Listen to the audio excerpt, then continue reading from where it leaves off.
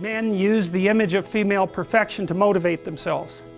And that's exactly right. That's precisely what they do. You see that in the Tom Sawyer story. So Tom Sawyer is about 12 years old, and he's still hanging around with his friends like Huck Finn. And this girl moves across the street, Becky, and she comes out and he's struck by her for the first time in his life. Something's changed. And the first thing he does is hop up on a picket fence and show off and balance in front of her. And he's saying, well, look at me, look at me. He's like the male bowerbird building something beautiful so the female will approve of it. And it's motivation.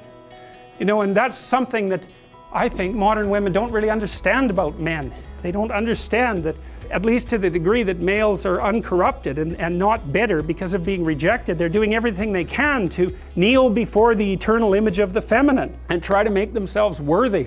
I don't understand the situation with women as well as I understand the situation with men, obviously, being a man. I don't know if women have any idea how paralyzing they are to especially young men. A very large number of my clinical clients, but also young men I've talked to in general, are absolutely terrified of women because they're terrified of being rejected. And the terror exists in precise proportion to the attraction to the woman. Men make such fools of themselves in front of women that they're attracted to. It's because, first of all, they don't see the woman that they're attracted to. Because what the hell do they know about her? They don't see her as an individual. They see her as the manifestation of a judgmental ideal. And then it's only in establishing the relationship with the actual woman that they can start differentiating between the judgmental ideal and the actual individual woman. And that also requires a sacrifice. And the sacrifice is, you never can have an ideal woman. So to have a relationship with any woman, you have to sacrifice the relationship with the ideal woman, and you have to see the individual woman and separate her from the ideal. And that's exactly the case. I had one of my clients who ran this men's group, which was quite interesting. One of the things they had the initiates do, which was very intelligent, was to go out and ask 50 women in one day for their phone numbers. Why? Politely, properly, you know. It was a game, but it wasn't a stupid game. And the idea was, get over your fear of rejection. And how do you do that? By encountering it continually and continually and continually, so that you're no longer paralyzed by this. The person that you can completely map and who only does positive things for you, it's like, A, you don't know that person. B, they're not communicating with you, nor you with them. Maybe they're just subordinating themselves to you or you to them.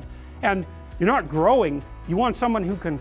A real relationship is a wrestling match. It's a grappling phenomena that you both emerge transformed from. And that's what people want. They don't want a pushover. Not unless there's something wrong with them.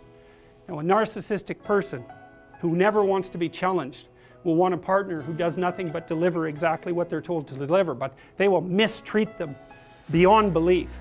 What does the optimal relationship look like in terms of positive and negative emotion?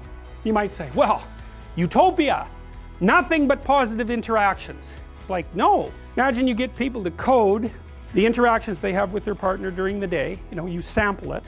You say, was that interaction positive or negative? And then what you're trying to do is predict the longevity of the relationship. Okay, so here's the data. If it falls under 5 positive interactions to 1 negative interaction, the relationship doesn't continue. Fair enough, too much negative. That's easy to understand. If it exceeds 11 positive to 1 negative, the relationship doesn't last. Why? No challenge, right? What do you want from your partner? Bliss? No, you don't. It's with our fantasy that we first meet the unknown, right? Well, look, say you're going out with a new person. It's like, what do?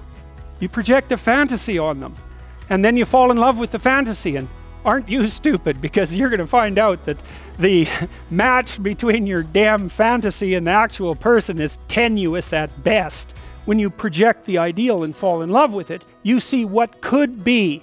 It could be that, but it's going to take you a hell of a lot of work, because like, you got no shortage of flaws, and the other person has no shortage of flaws, and so you're bringing your flaws together, and that's going to produce a lot of friction, and you're going to have to engage in a lot of dialogue before you approach that level of perfection again, but maybe you can do it.